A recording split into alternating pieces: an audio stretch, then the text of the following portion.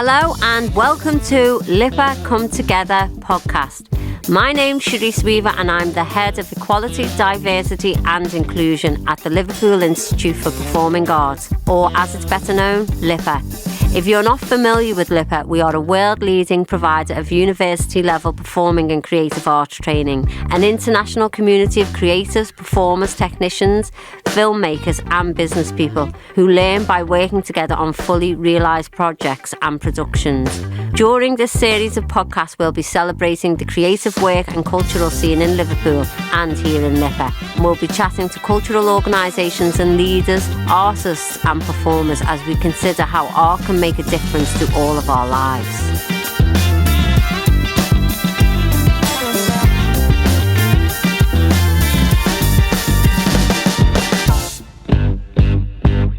So today we have the fabulous Leon Lopez in the studio today for our LIPA Come Together podcast. And as always, we are going to start with some quick fire questions. Well, thanks for having me.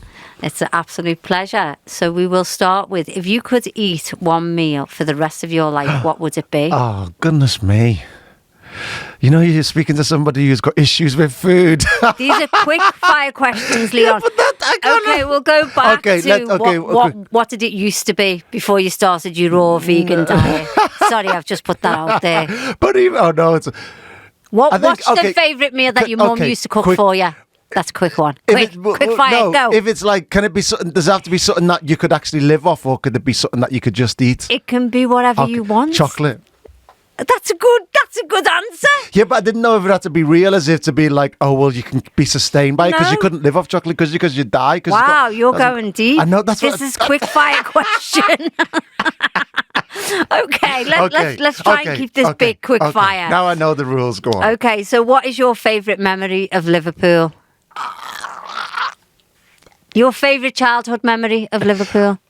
Playing on the step of my mum's, because she used to have like a little step and I used to pretend it was mine, and one day I'd be able to like set up a shop there and sell things from it, but obviously she rented it from the council, so that was never going to happen, but in my mind it was. The depth of the answers.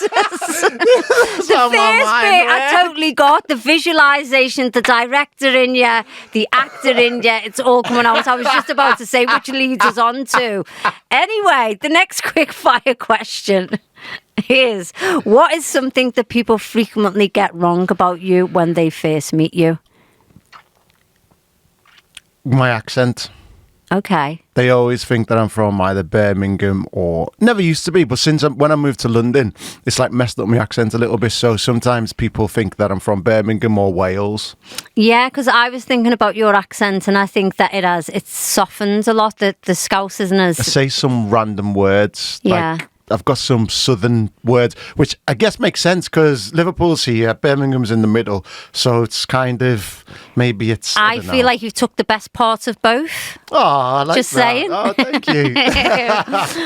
Okay, so let's get into it. So tell me a little bit about your background and how you got involved in, the acting industry and now the directing industry, and then we'll talk a little bit later about your new production company. Ooh. So I got into acting kind of by accident, really. When I was younger, at school, we didn't do drama or anything at school. I went to St. Silas School when I was in junior school. Me too. Did you go to St. Silas? Just for a hot minute. Just for a small time. So, but they didn't do anything like that, which was fine. But I did a music aptitude test when I was younger, and then I got to play the violin. So I was playing the violin for a few years, and I thought if I was going to do anything performance, it probably would have been music. And I love to sing, but I didn't think. Well, people used to say I had no chance. But I kind of worked hard at my voice and things like that. Anyway, so when I went to secondary school, didn't do hardly any performance there, wanted to continue with music. The only thing I could do is play the clarinet, because they had saxophones or clarinet, and the saxophones had all gone. So clarinet was left, so I picked that up, played that for a little while. But then at the same time, they'd want people to do talks and public speaking and things, or talking in assembly. And because obviously I just waffle on, I'd always put myself forward. And so when I was about 14, 15, I won the Toxteth Rotary public speaking contest. And that was for about what makes a good school. So me and the teacher who was like guide, mentoring me, we wrote the speech. And yeah, we won it against all like Belvedere and King Eddie's or whatever it's called, and all the private schools. And then off the back of that, they put me forward for the Liverpool. Everyman were doing a production of the Scottish play, and they wanted supernumeraries, basically just extras to play like the soldiers and things like that. So I auditioned for that. I got in, I got the part. And then that opened me up to working at the Everyman. But I was also wanting to do my music. And it was funny because at the LIPA Black Ball, I told this story and it's the truth. But at the time, because I wanted to do music, I was like, well, how can I get into music? And then Kylie Minogue had just released all of her music from being in Neighbours. And I was like, oh, well, okay, well, what I'll do is I'll be an actor and I'll get in a soap. And off the back of that, I'll be able to do music. Because in my mind, that was going to be easy. And it was interesting because I didn't really have an interest as much as of the acting side of it. All I wanted to do was sing and write music and write songs. And then it happened. Like, I went to Liverpool College. I left school after the first year of A-levels, went to Liverpool Community College, did a 2-year performing arts course. And literally the year after that, when I auditioned for some drama schools, got accepted into a couple, got accepted into LIPA actually by default. First of all, they put me on the waiting list, but then they accepted me. But then I didn't end up going anywhere because I got Brookside, and then I was in Brookside for 4 years, and then... So can you tell us a little bit about your journey in Brookside and how that was being a novice, working with other well-known actors? I suppose you was kind of thrown into the deep end a little bit, I would say.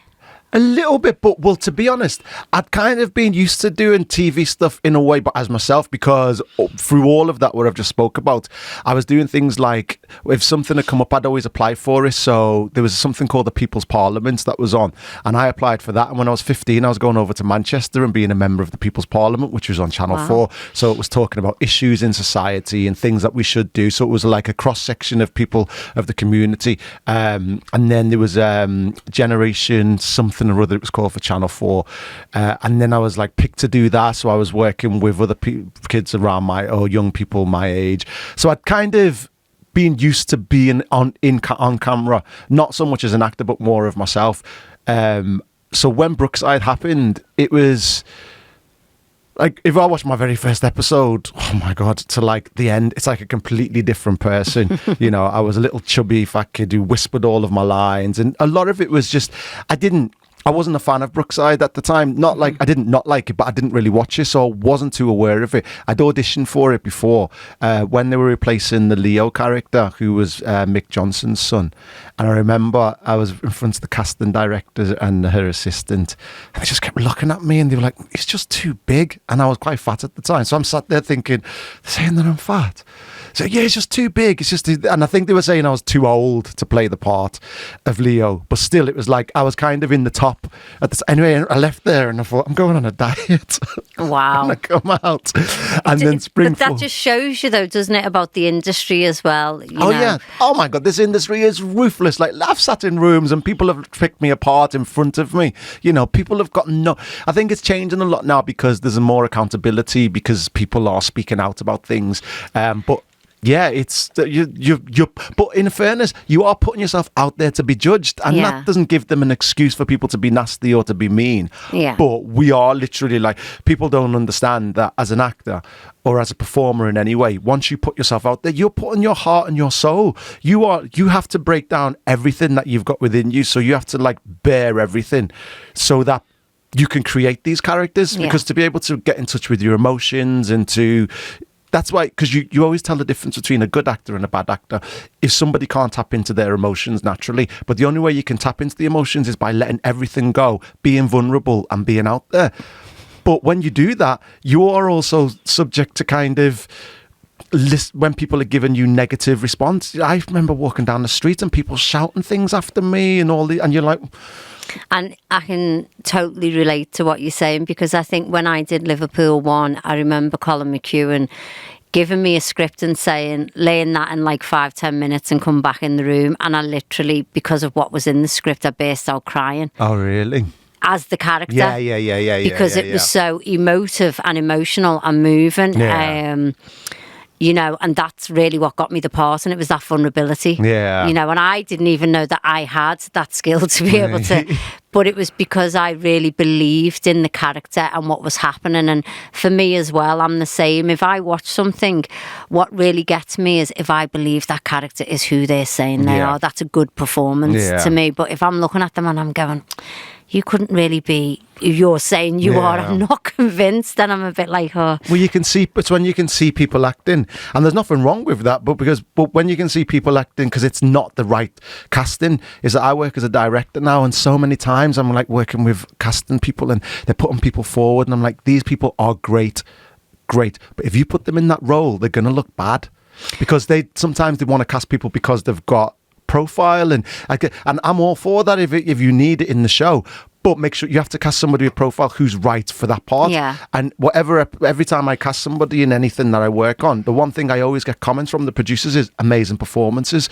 But the way I get amazing performances is pick the right actor at the time, and then all I have to do on set is just kind of guide them a little bit in the story. I'm not trying to change what they do. And people don't realize, it's like, and even as actors, I get people messaging me all the time, and it's like, oh, I can do this and I can do that. It's like, you can't, love. No offense. You can't. Be realistic. It's like we all have a certain angle of, you know, how much, what we can kind of portray realistically within our skill set. You know, the way we look, the way our physicality is, our voice, or how much we can stretch it. So it's kind of work out what your strengths are and focus on that, because there's going to be roles and for me as a director, that's what I like to focus on the most, and make sure that I'm picking the right person to play that role, because when they look good, I look good. Do you know what I mean? Do you think it's the same as well with singing? Because the way you've just described that, you know, watching, I don't know, programs like The Voice or, you know, Britain's Got Talent, and you'll see amazing singers and then they get through and then they give them a song.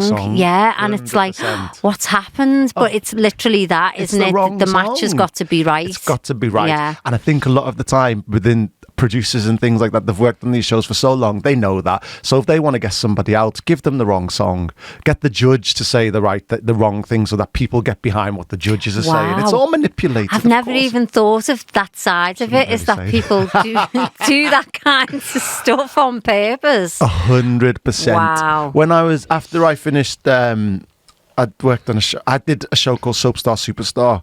I still don't even know if I should speak about this. But it came out in the papers, so I'm allowed to say, because I didn't know at the time. But when I was doing it, all the way through it, I kept thinking, something's a bit wonky. And for me, I'd always wanted to be on X Factor or something like that. So it was like, oh, wow, I'm getting a chance to be on live television, singing songs and whatever. It's like... But I was like, this just doesn't feel right. Like, stuff was happening and they were keeping us apart. And then they kept saying, you know what, Leon, people get really paranoid doing these things. And it's like, oh, okay. But, you know, everything's going the way it's meant to be. Anyway, a few years it came out, they'd manipulated the whole thing. Like, they'd fixed who was in the top two, the bottom two. They'd mixed about with the voting and stuff like that. And it's like, I had a good feeling. I mean, I wouldn't say anything anyway. It's just, that's like the way the industry is. But it's like, I knew that there was something wrong. Yeah. But I think because of that, a lot of things have happened in the industry now where, you know, the more they monitor phone results more. And I think there's a lot more, what would you call it? Like independent adjudicators or whatever they're called, who monitor the shows to make sure it's more fair. But I do think there's ways of manipulating things without actually completely fixing it. But at the end of the day, we also have to remember as viewers, and if it wasn't interesting, we wouldn't watch it. So in some ways that has to happen, because although it's a reality show, reality, in fairness, if anyone comes along and filmed our lives, for a year, you'd have moments which are really exciting, but not every day is going to be like that. Yeah, and there's always going to be boring bits, isn't there? And they can't afford that in a TV show when it's like live, so it has to be manipulated. So, you know, it's like, that's... So I think we've talked a little bit about some of your acting career and stuff, and I know you was in a band as well. Would you like to talk a little bit about that? Yeah, I don't mind. I've been in two. The first one was in Liverpool. I was in a band called, we had two names. We were AM to start off with, and then we became 11-7. I won't even talk about where the names come from because they weren't my choice. It's all to do with numbers. Yeah. Well, to be honest, then I can say, but it was the lead singer. AM was his initials, which we didn't know. And then 11-7 no egos here then. 11-7 was his birthday. But he didn't tell us this at the time, so we're just like... Okay, but he was adamant, though, that they were the names that he wanted. I was like 16. I'm like, I'm just happy to be here. Yeah, you know, it's like... Of course. And we got to do amazing things, you know. It was like, we were... At the time, well, there's always a vibrant music scene in Liverpool, but there was a lot of stuff going on with Merseyside Black Arts, or Black Awards, was it? And so we got to record stuff. We had a couple of tracks on some CDs that were released at the time. We got hunted down by a guy from... Well, first of all, we were working with... There was a band called Cleopatra in Manchester, and their management were taking us on for a little while because we were doing a lot of the road shows in the UK. The Radio City Road Show and BBC One Road Show and stuff like that. And so then they saw us and they were like, oh, this could be like the boy version of Cleopatra. Didn't really work out with them. But off the back of that, because we'd done quite a lot, we did the Mobo Unsigned, and we got through to we were in the final. So we went down to London. And then on the day we were meant to go down and do the final, I was working on Brookside at the time, and at first when I got, that was a story with Brookside. I didn't want to take it at first because I was in the band and I wanted to do the band. But the manager, Cherise Weaver, said, "No, do it." You know, I'd only got booked for a month. First of all, he was like, "It's all profile. It'll help with the band." And then Brookside kept going on. But anyway, I got permission to have the day off. Then they said, oh, you're filming on that day? I said, well, I can't because we've got to go down to London. They said, well, we'll let you go early so you can get the train. Anyway, it overrun. Didn't let me go. And I was like, what am I supposed to do? I'm at work. So I didn't get to go to London. So the other three band members were... Because by then we had a fourth member. So the three band members went down.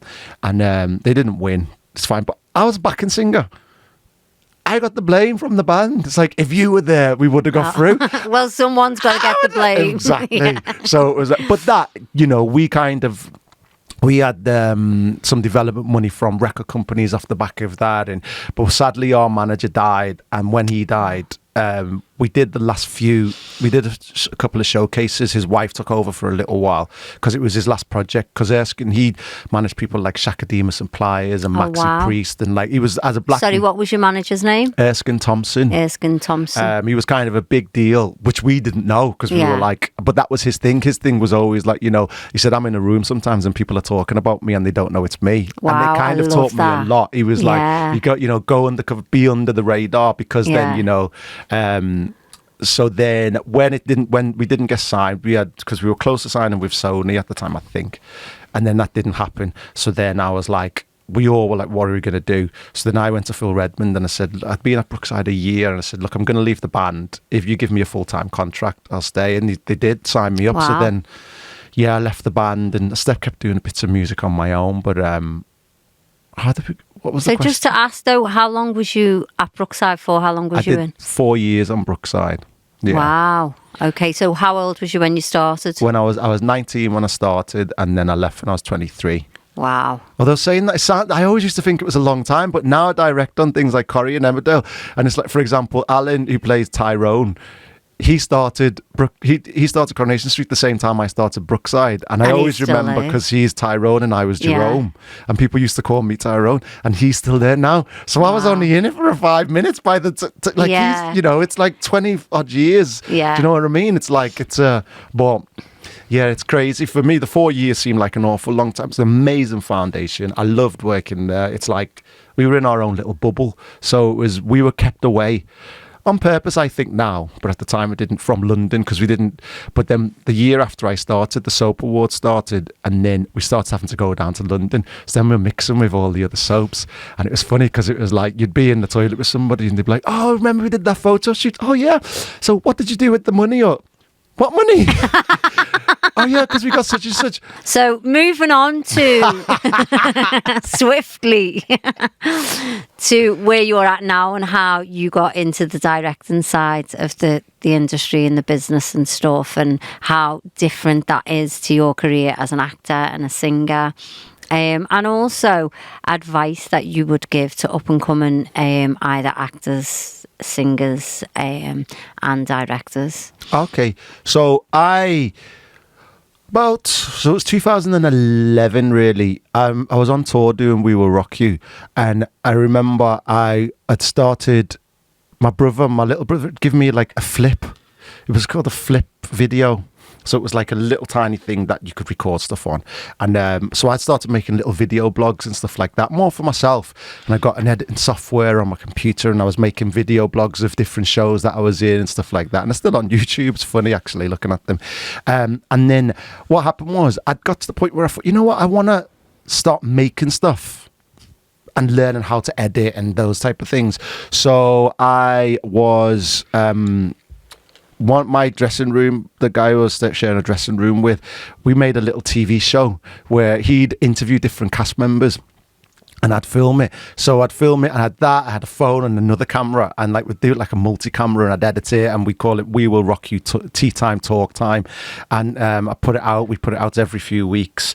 And it was teaching myself how to edit. And then I invested in a better camera. And I decided, when I was younger, I used to work, when I was the Liverpool Everyman that I spoke about before, I was part of the Everyman writing team. Mm-hmm. So I'd kind of had a couple of plays that had won the Right Now Festival. They used to do, I don't know if they still do it. And then I had some monologues and things like that. And I thought, you know what, there was a couple of actors in the show, and I was like, well, we'll shoot this as like a little mini film. It was something that I'd written.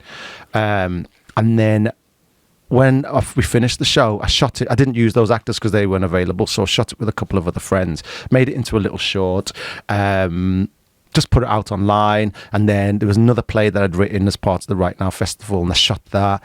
And then because I've been working in musicals for so long, and there were so many actors who were amazing actors who wanted to get into TV, I'd set up a little kind of company where I do show reels for people. It's quite standard now, everyone's doing it. But at the time, there was only one company that was doing it in North London.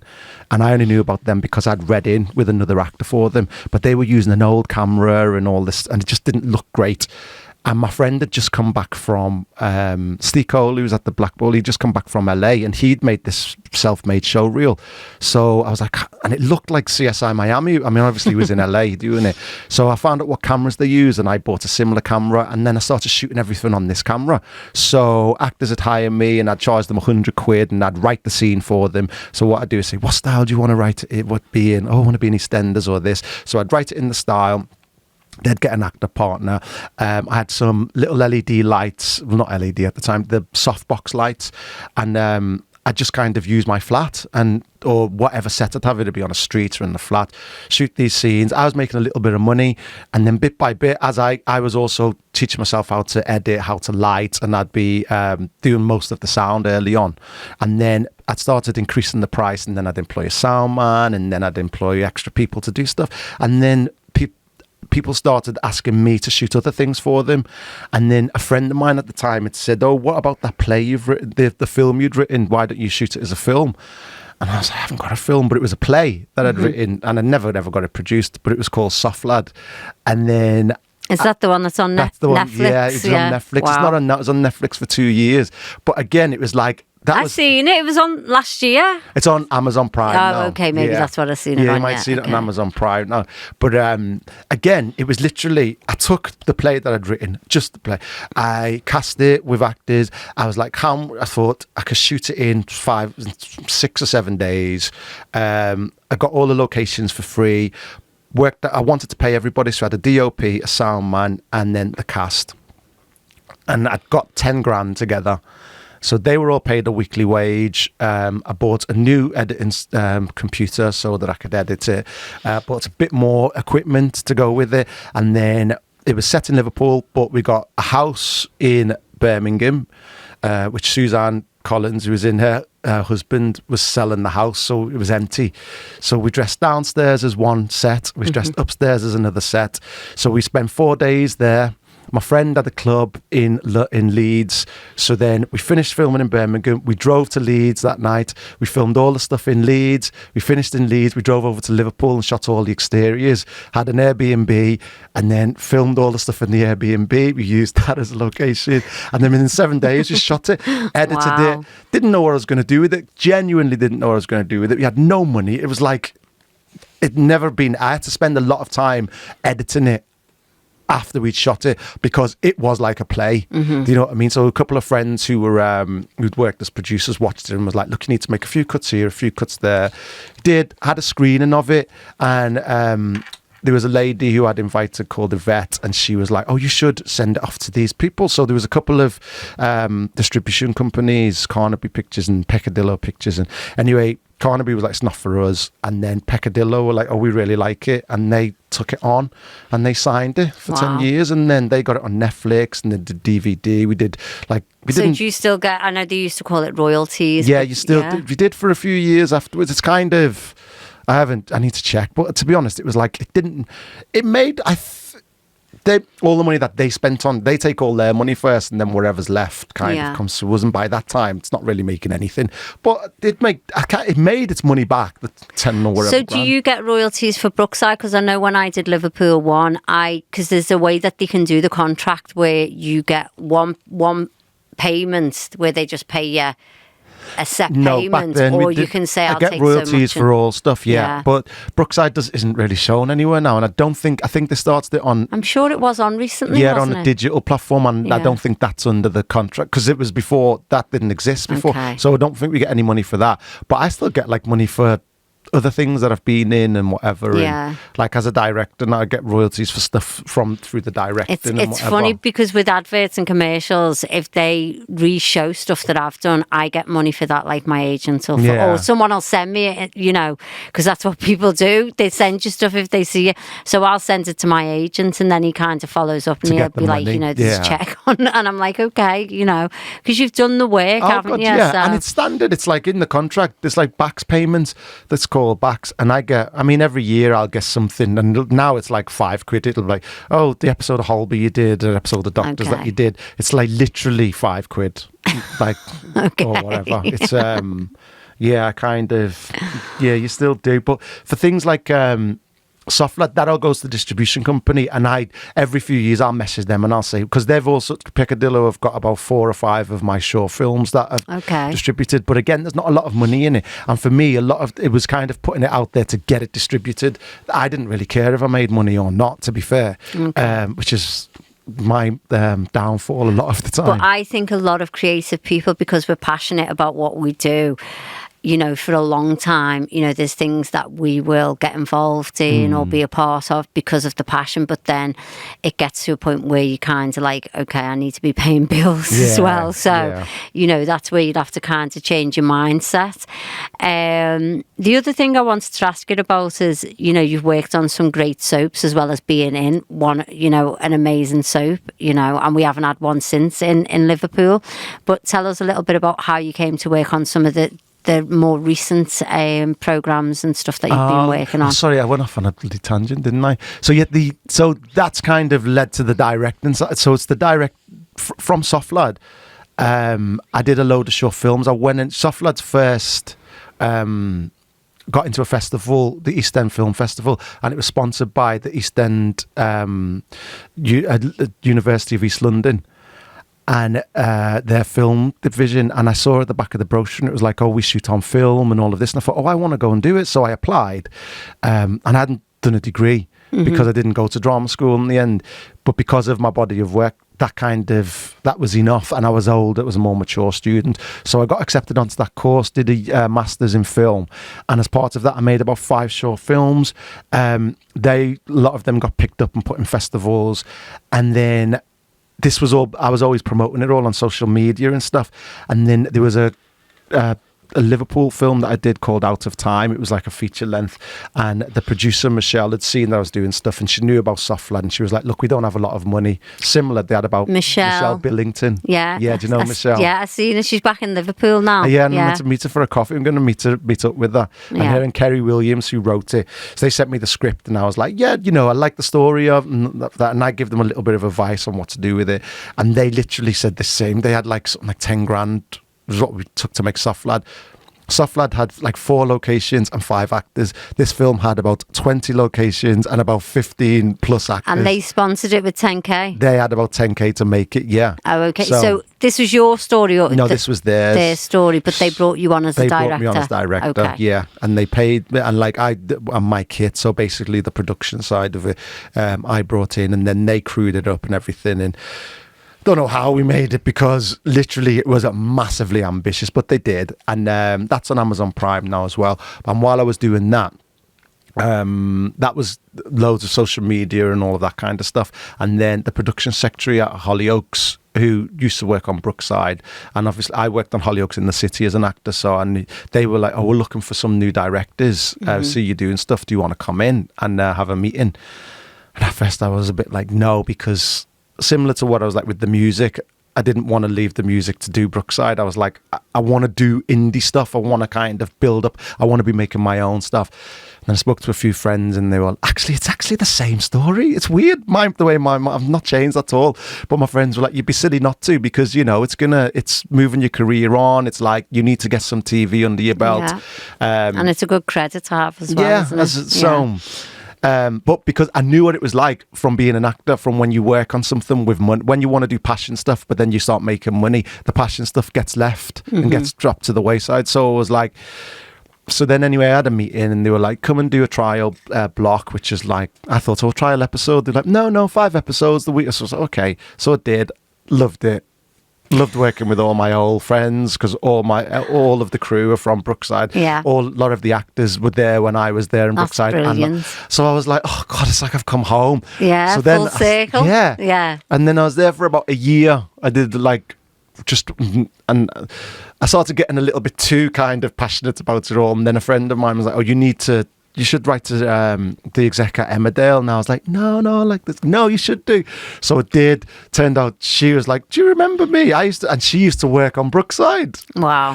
She was like, come and have a meeting. So I had a meeting with her, the charter and like production manager. And they were like, look, we've seen what you've done. Come do a trial there.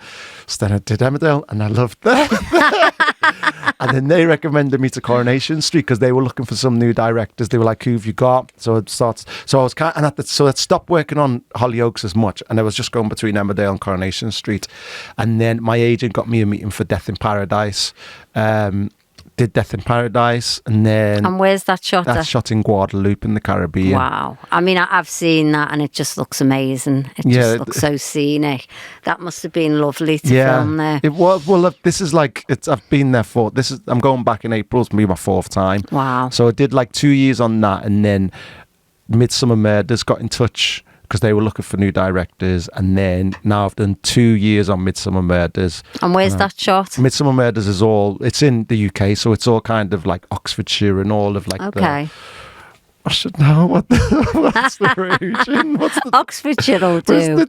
Kind of, but it's all within. It's like so. Basically, there's a certain point on the M25, and it's everything within a 20-mile radius. I want to say, okay, because obviously, the film, it's season 24, 25 they're up to, and they've used nearly everything. Like all the locations I shot in, that shot there a couple of times before, but they redesigned it and all of that. So yeah, the 2 years on that, and then I'm kind of touting myself out like for more business, and then I moved back to Liverpool about a year ago, because I'd been living in London for 20 years, and as an actor I kind of needed to. I didn't, but I felt like I needed to, and I loved being down there as an actor. But now I'm directing. I was travelling around for work, and I thought I just want to have a base rather than renting somewhere. So I was in a position where I could buy somewhere where I haven't been as all my years as an actor. So I did, and then now I kind of got a bit of a hunger to be like, look, I'm back home, with my family. It's like I need to. When I was here, I knew everybody in the city. I knew what everyone was doing. I knew everything that was going on creatively. And I didn't hear. And then I just happened to come across an old friend of mine called Cherise. And she started telling me a little bit about what she's up to. And then now it's like, so now I've decided to set up my own production company with Cherise. So we've got our own production company that we're going to be launching.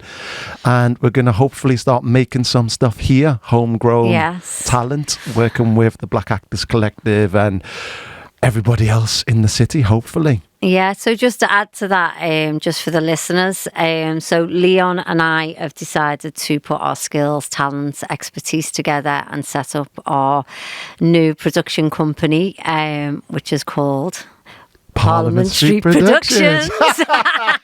Oh, it's like we rehearsed it. Which we announced at the LIPA Black Ball this week. We've seen some great talent there. We obviously had some of the Black Actors Collective as well, also performing. But I think it's a great collaboration, a great partnership, and there's so many amazing things happening in the city now as well. Obviously, Leon and I, we've both crossed paths for many years. We've grown up together, practically on the same street. We've both had a little bit of a similar journey in our acting careers, and then we've both, our trajectory has both kind of grown and expanded, where we've kind of both gone full circle, but then come back together, I suppose. Yeah. So I would just say, watch out, because we might be creating our own Brookside. We will be, yeah, most definitely. So, Leon, it's been an absolute pleasure, just speaking to you today, finding out about your wonderful career, and you just sound like you're going from strength to strength. I think it's a great time for you to be back in the city. You at my side. I don't know about all that, but I'll take it. But I think it's a great time for you to be back in the city. I think, obviously I'm here at LIPA as the head of equality, diversity and inclusivity, and the work that I do, that's what it's all about. Yeah. It's about being inclusive. It's about giving people opportunities that maybe weren't, readily available for us as we were coming through. Well, for me more, because listening to your journey, it's very different from mine, because obviously I went through the education route as well. Yeah. But then so did you when you did your masters. Say, you didn't. The opportunities weren't there. As I say, like I keep saying it to people now, it's like all of the stuff that I did, I created myself. It's like I've been looking in the newspaper as the People's Parliament thing, the Generation 21 thing, all of these things, and I'd apply myself. It's like I get people messaging me all the time saying, I really want to do this. Can you consider me for that? Or can you consider me for that? It's like, I'm not in a position for that, but there are lots of things that are being made. You have to put yourself out there. You have to be your own driver, because even though there are more opportunities, sometimes I feel now people just think because you see a lot of the reality shows or, your X Factors and all of those things, it's a bit like, oh well, that opportunity will come if I just... No, you have to make those opportunities. This, the whole thing with like, what's it called? The Secret and, projecting. I believe in all of that. But if you've got all of these visions that you want to do, but the universe doesn't see you actually making steps in that direction, it's not going to happen. You have to put yourself out there. And there are opportunities all around. It's like, but you just have to make sure that you're making people aware. And with social media and stuff like that, there's no excuse. If you want to be a singer, you want to be an actor, sing, put yourself on YouTube, or that's probably old-fashioned. TikTok. I mean, put yourself on TikTok.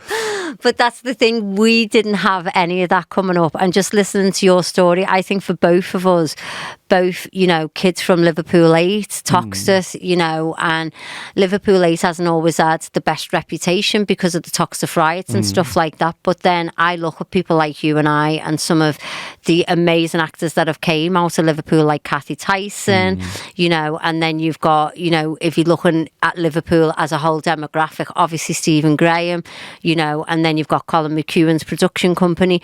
There is amazing things that are and have been happening in the city. I think you and I are both self-motivated, so to come together, and also what you were saying about putting yourself forward and stuff, I believe that the steps that we've been taking in our careers is what's also brought us together. 100%.